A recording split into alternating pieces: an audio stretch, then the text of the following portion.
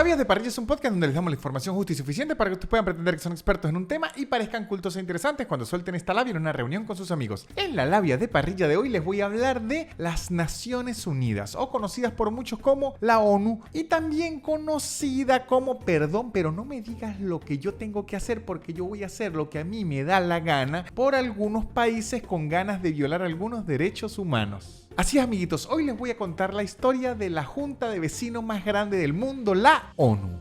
Hoy conoceremos desde cuándo existe, cómo se formó y la pregunta más importante de todas: ¿de verdad funciona para algo? Porque no pareciera. Así que tomemos nuestros trajes, nuestras corbatas y arranquemos con esta labia que les va a servir para impresionar a todos cuando la parrilla se ponga geopolítica, que según estudios realizados ocurre entre la tercera y la cuarta botella de ron, porque ya se sabe que después de la quinta botella de ron en una parrilla hay que empezar a guardar los cuchillos. Empecemos por lo primero. ¿Qué es la ONU? La ONU, también conocida como Organización de las Naciones Unidas para las personas que les gustan los nombres más largos, es una organización de países que de hecho es la organización de países más grande del mundo y se creó para mantener la paz, la seguridad internacional y también para fomentar las relaciones de amistad entre naciones. La ONU también busca la cooperación internacional para solucionar problemas globales y servir de centro que armonice las acciones entre naciones. O sea, que la ONU es como la profesora de preescolar de los países. Es la que se tiene que asegurar que todos se lleven bien, que nadie muerda a nadie y que ningún país le robe los creyones a otro. Ahora, ¿y por qué se creó esto?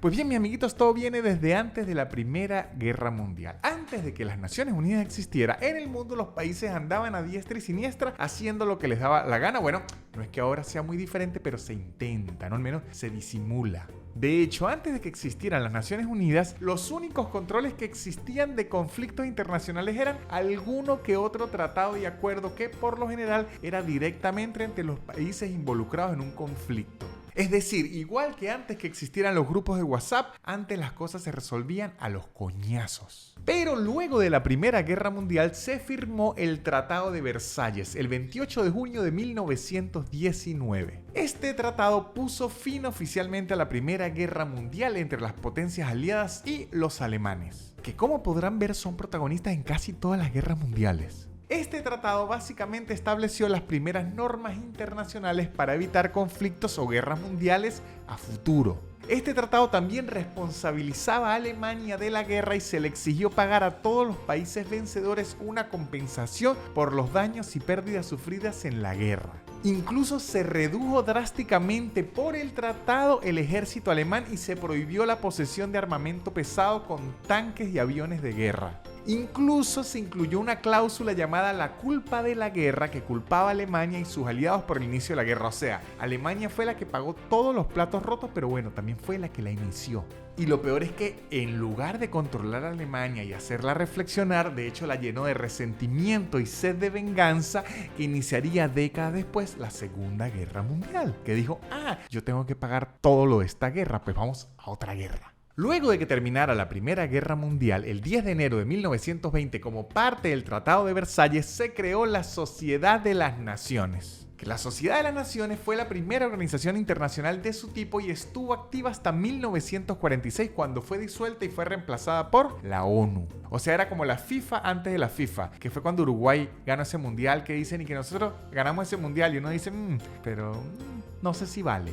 La Asociación de Naciones contaba con 46 países y básicamente sus funciones eran las mismas que tiene ahora la ONU. Estas funciones eran y son la cooperación entre países para evitar conflictos, ayuda humanitaria en los lugares donde hubo guerra y resolución de conflictos por vía diplomática entre países. O sea, no se peleen, chicos. Pero, spoiler alert, la Sociedad de las Naciones la verdad es que no tuvo mucho éxito porque digamos que no pudo resolver los conflictos con diplomacia y de hecho existió la Segunda Guerra Mundial.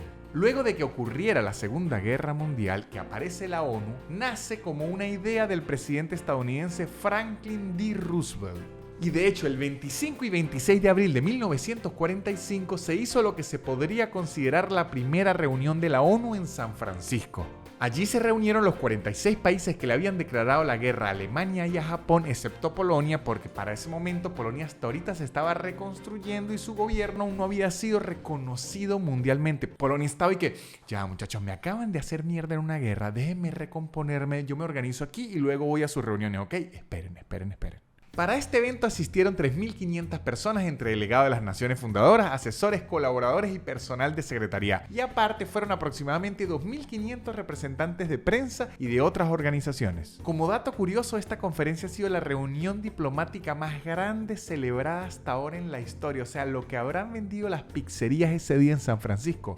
Muchísimo. En esta conferencia se creó lo que se denomina la Carta de las Naciones Unidas, que básicamente es la constitución de la ONU. La carta establece los propósitos, principios y estructura básica de la ONU, que es considerado un tratado internacional vinculante. Y ustedes se preguntarán, ¿qué es un tratado internacional vinculante? Pues ya les explico. Cuando uno dice que un tratado internacional es vinculante, nos referimos a que crea obligaciones legales y compromisos para los estados que lo firmaron. ¿Qué quiere decir esto? Que si un estado lo firmó y luego no lo cumple, tiene la potestad la ONU de cobrarle eso con ciertas represalias. La carta establece que los objetivos principales de la ONU, además de mantener la paz y seguridad internacional, promover el desarrollo económico y social y proteger los derechos humanos, también establece los principales órganos de las Naciones Unidas, que incluyen la Asamblea General de las Naciones Unidas, el Consejo de Seguridad de las Naciones Unidas, el Consejo Económico y Social de las Naciones Unidas, el Secretariado y la Corte Internacional de Justicia. Luego de esta conferencia, los países se fueron con su carta a cada casa y cada país firmó el tratado por su lado. La primera carta fue firmada por 51 países y así fue como nació la ONU. Ahora, ¿cuántos países conforman la ONU en la actualidad? Pertenecen 193 países a la ONU. Pero quedan aún países por fuera, países como la República de Osetia del Sur y Abjasia, como Nagorno-Karabaj, como Corea del Norte, como el Vaticano, como Palestina, como Taiwán o República de China, como República Árabe Saharaui Democrática. Aún quedan países que no están en las Naciones Unidas, pero 193 sí. Muchos países de Europa como Albania, Austria, Bulgaria, España, Finlandia, Hungría, Irlanda, Italia, Portugal y Rumania se unieron a la ONU en 1955 y Alemania, por su parte, pues como había perdido las dos guerras, la verdad es que no estaba muy feliz de unirse a la ONU, pero en 1973 se une a las Naciones Unidas, aún y cuando Berlín estaba dividida por el muro. O sea, todavía la situación estaba rara, pero dijo, está bien, voy a pertenecer a esto. En 1945 también se estableció que la sede principal de la ONU sería en Nueva York, y las razones básicamente por las que la sede principal de la ONU es en Nueva York es porque Estados Unidos dijo que ahí era mejor. O sea, yo busqué a ver si había una razón que tuviese más sentido, pero no. La razón es porque los gringos son gringos. De hecho, John D. Rockefeller financió la compra del terreno en la ciudad de Nueva York y el proyecto arquitectónico fue diseñado por Le Corbusier, Oscar Niemeyer y Wallace K. Harrison. La construcción de este edificio se realizó entre 1948 a 1952. De todos modos, no quiere decir que todas las edificaciones y cosas de la ONU estén en Nueva York. No. Por ejemplo, en Suiza está la oficina de la OMS, o sea, Organización Mundial de la Salud. En Suiza también está la oficina del Alto Comisionado de los Derechos Humanos. En Viena, por otro lado, está la Oficina contra las Drogas y la Oficina de las Naciones Unidas para los Asuntos del Espacio Ultraterrestre. Y en La Haya, en Holanda, es donde se encuentra la Corte Penal Internacional. O sea, cuando dicen que van a denunciar a alguien en La Haya, no es que hay algo que se llame La Haya, es que La Haya es una ciudad y lo van a denunciar ante la Corte Penal Internacional que queda en La Haya. Las lenguas oficiales de la ONU son el árabe, el inglés, el francés, el chino mandarín, el ruso y el español. Ahora, ¿qué coño hace la ONU además de hablar idiomas y construir edificios? Pues en temas de conflictos internacionales, estas son las cosas que puede o debería hacer. Procurará resolver los conflictos internacionales mediante investigación, negociación, mediación, conciliación y ayuda humanitaria, y verá como último recurso la intervención. De hecho, la intervención solo será posible cuando considere que el conflicto de un estado pueda llegar a volverse internacional y ponga en riesgo la paz y la seguridad internacional. Es decir, cuando sea casi una guerra mundial. Por eso es que usted a veces ve países en conflicto y dice, pero la ONU, ¿por qué no intervienen? Porque ellos dicen, mientras se estén matando, pero ellos ahí solitos, yo no me meto en problemas.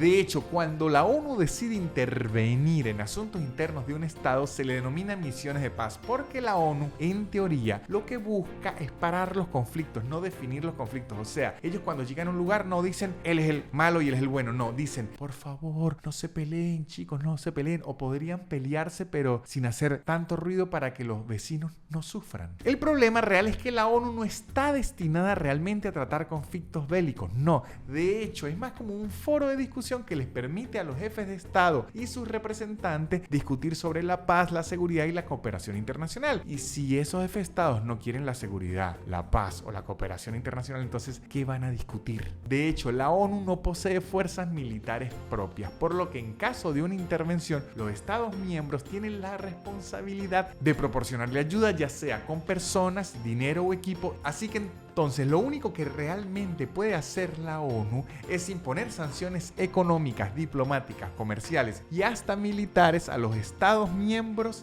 que atenten contra la paz y la seguridad internacional. Pero si estos estados deciden no acatarla, mucho más que estas sanciones y decirle país malo, la verdad es que no puede hacer mucho. Ahora, yo sé que hasta aquí lo que suena es que la ONU básicamente no hace nada más allá que regañar y decir, pero no, tranquilos, sí han logrado ciertas cosas. Uno de los mayores hitos de la ONU fue el de la Convención sobre el Estatuto de los Refugiados en 1951, que obliga a los estados que pertenecen a la ONU a ofrecer protección a todos aquellos que huyan de la guerra y la persecución. De esto se han beneficiado más de 60 millones de refugiados. También ha logrado cosas como la imposición de la Agenda 2030 para el Desarrollo Humano en la que están los países de la ONU. Este compromiso ha hecho que mejore muchísimo el índice de desarrollo humano, bajando la tasa de bajo desarrollo de un 60% en el mundo a 12%. En 1988, gracias al arreglo de paz patrocinado por la ONU, finalizó la guerra entre Irán e Irak.